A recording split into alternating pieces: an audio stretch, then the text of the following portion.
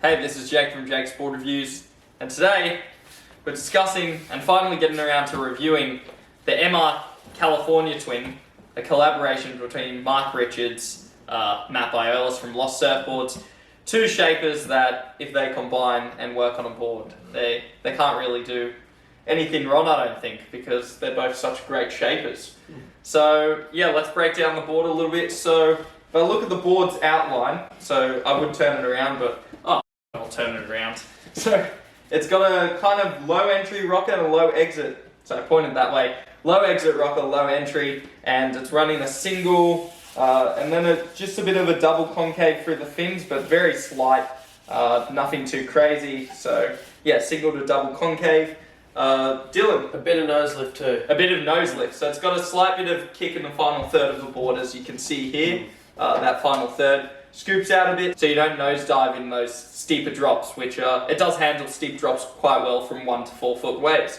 So I'd say that's its wave range. Would you agree, Dylan? 1 to 4 foot. You want to have a hold of the board? Yeah, I'd say really get invested in it. It's 1 to 4, but I feel like you can go to 5 and 6. For sure. You can go to 5 and stuff, but it's just. I feel like you've got better boards for that. Yeah, over 5. I felt like even recently, like in 1 to 4 foot waves, especially 1 to 3 foot. So like the 2 to 3 foot range, like that small to head high wave range is perfect for this board. As soon as you get it in kind of overhead waves and it's like kind of getting to like 4.5 foot, it starts to feel a little bit out of place. Like you kind of have to hold on a bit more to the board.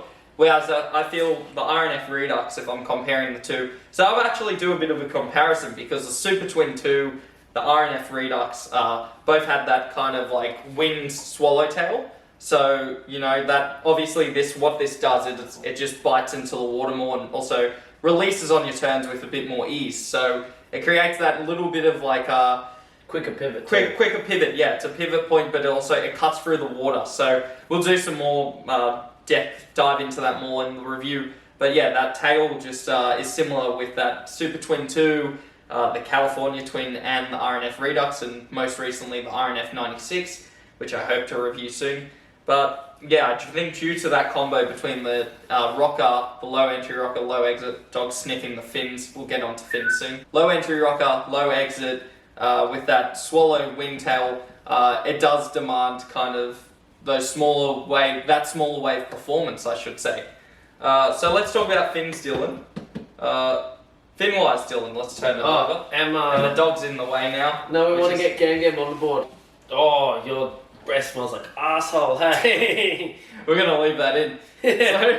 So, wait. Dogs are the best, but they're not hygienic. No, they're not hygienic, yes. Well, they lick themselves. They're not the most hygienic animals, but it's alright. They give you a lot of love and support, which everyone needs. So fin-wise, obviously, the MRs couple well with this board.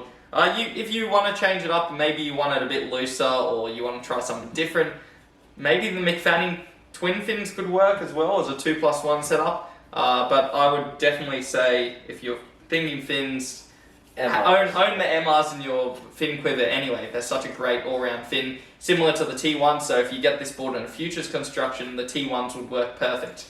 So yeah.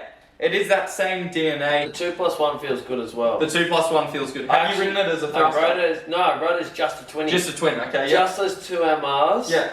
And it was super fun. It was actually really small, so it was so fun and loose. Like, it surprised me. Yeah. It was just, like, tiny. It was literally, the wave was this big. Yeah. And I was just getting into them with these and just losing it. It was so fun. Yeah. Jeez. Yeah, so it's definitely fun board. Definitely a very fun board. There's actually not a whole heap of... I'm not feeling a whole heap of double concave in this board, I've got to be honest. It's not too drastic. No, it's actually more so just above the trailer fin here.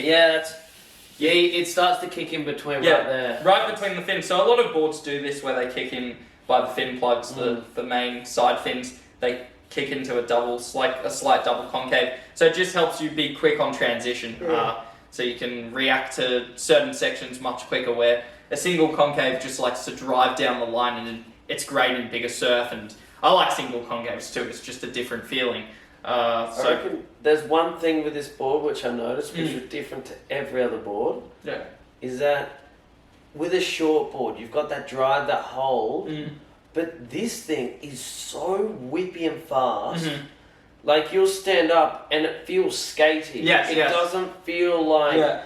Even if you stand up on a regular 20, it's not like that. Yes, yes. This is like real... Yeah. It's twitchy, it's whippy. So once you get a hold of it, it is incredible. You get a wave, you just connect to it beautifully, don't have to try. Yeah.